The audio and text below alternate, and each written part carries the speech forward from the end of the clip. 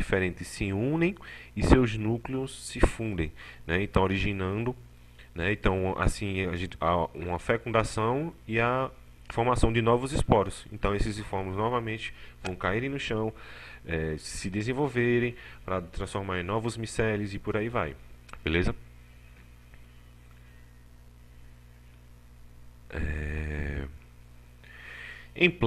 Já em plantas, né, principalmente nas gimnospermas, que a gente chama de plantas com sementes nuas, não é? Que são aquele, né, no caso dos pinheiros, né? Então cada grão de pólen aderido a uma abertura existente no óvulo inicia um processo de crescimento que culmina com a formação de um tubo polínico.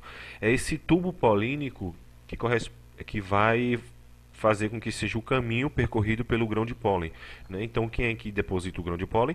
No caso a planta macho, né? Vai depositar o grão de pólen, vai desenvolver o órgão masculino, chama de gameto masculino, e vai depositar nesse tubo polínico e vai percorrer todo e vai chegar até a oosfera, que a gente chama de núcleo, né, da planta fêmea. Né? Após a ocorrência da fecundação e da formação do embrião, o óvulo converte-se em semente, né? Que essa semente, ao cair no chão, vai gerar novas plantas. Beleza? Aqui a gente tem aqui o exemplo, que a gente tem aqui o órgão masculino do pinheiro e o órgão feminino, né, do outro pinheiro. Beleza?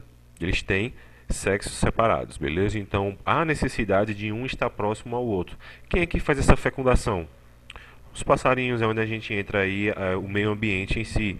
Os pássaros, o próprio vento faz com que carregue esse grão de pólen do gameta, né, do órgão masculino até o feminino, que entra nesse tubo polínico.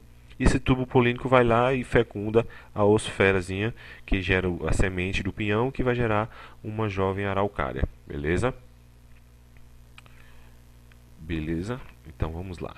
Então já nos invertebrados, né, principalmente nos animais aquáticos, né, as esponjas, quinidários, poliquetas e equinodermos, né, a maioria deles são hermafroditas, né, que são dioicos, então possuem, né, podem ter o macho ou a fêmea, os dois podem ser os machos ou as fêmeas, né, podem ter os dois sexos. Né. Grande maioria dos invertebrados aquáticos, a fecundação é externa. Não é? Onde a gente tem aqui o espermatozoide do macho, quando a gente encontra-se o espermatozoide da fêmea, que um vai e fecunda o outro. Né? E a partir disso libera uma larva, que essa larva vai se prender ao chão, né, do ambiente aquático, e por aí vai desenvolver um novo micro-organismo, né, um novo animal invertebrado aí, no caso de uma nova esponja. Beleza? Também existe dentro dos invertebrados uma fecundação interna, onde a gente tem o macho e a fêmea, né? Que a gente tem a união, né, dos óvulos com o espermatozoide, que vai gerar uma larva, que essa larva vai gerar um novo indivíduo. Não é? Então há o método de cópula ainda. Beleza? Dentro ainda dos invertebrados, a gente tem, né, a fecundação cruzada. Né? A gente viu a fecundação externa, a fecundação interna e agora a fecundação cruzada, onde a gente tem onde os dois indivíduos vão sair, todos os dois grávidos, né, onde a gente tem as minhocas, que eles são hermafroditas, onde um vai fecundar o óvulo do outro, né? Então já que os dois têm os dois sexos, então um vai conseguir fecundar o outro, né? Vai liberar essa pequena bolsa no solo e essa bolsa no solo vai desenvolver novas minhocas, né? Que são as larvas. Beleza? Então dentro da reprodução dos seres invertebrados que a gente já citou, não é? Principalmente nos artrópodos, que a gente pode citar os crustáceos, a gente tem aqui, né, um desenvolvimento direto e um desenvolvimento indireto.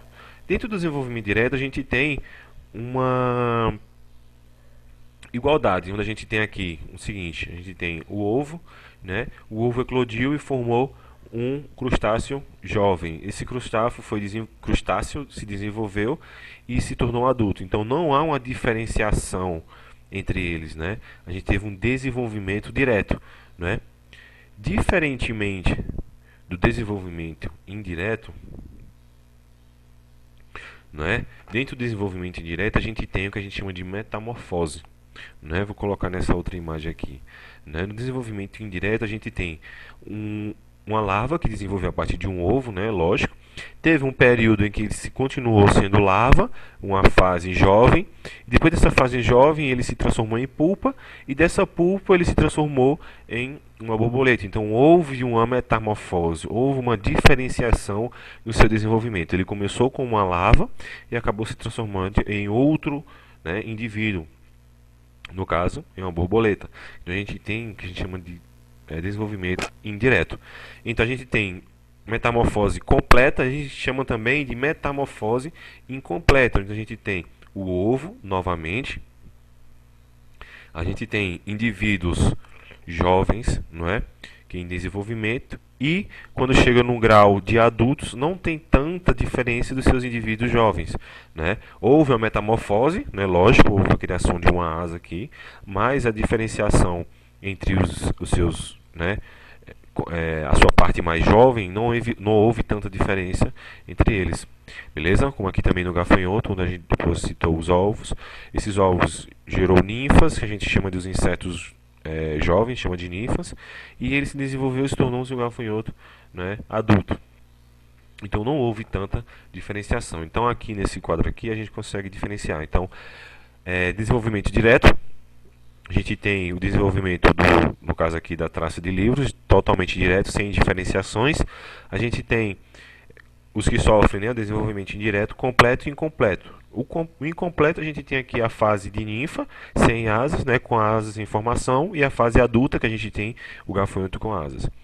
Já no incompleto, ou no completo, no desenvolvimento indireto completo, a gente tem aqui, no caso, o ovo que se tornou em larva, depois em pulpa, para depois se transformar, né, do indivíduo adulto, não é, totalmente posto para se reproduzir, não é? Então vamos lá. Então qual a importância, né? Qual a vantagem e desvantagem de uma reprodução sexuada? Possibilita, né, possibilita a vantagem da espécie no ambiente de processo de alteração.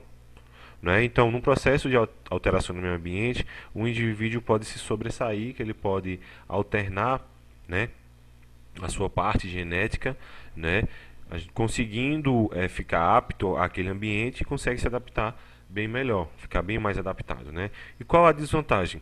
Há uma perda de homogeneidade, né? Principalmente nas produções agrícolas, onde a gente tem um grande percentual, né, de desenvolvimento, né, que ele pode sofrer uma grande mudança positiva e uma grande mudança negativa também. Né? Se não tiver, no caso, dentro de uma plantação, se não tiver uma grande homogeneidade, né, por exemplo, 50% pode gerar frutos bons e outras partes, né, a outra porcentagem pode gerar frutos ruins. Então, isso é uma grande desvantagem de uma reprodução sexuada nas plantas. Né? No caso de clones, na reprodução assexuada, como nós vimos na aula passada, não vai sofrer tanta diferenciação dentro das suas reproduções dos seus indivíduos filhotes, já que são clones, né? Se for para morrerem, morrem todos. Se for para sobreviverem, sobrevivem todos. Né? Então tem um acerto aí de 100% na sua produção, né? Sendo clones. Né? No caso de sendo indivíduos gerados de uma planta macho e uma planta fêmea, a gente tem essa pequena desvantagem aí na sua produção agrícola. Beleza? Então é só isso. A gente tem aí a nossa atividade.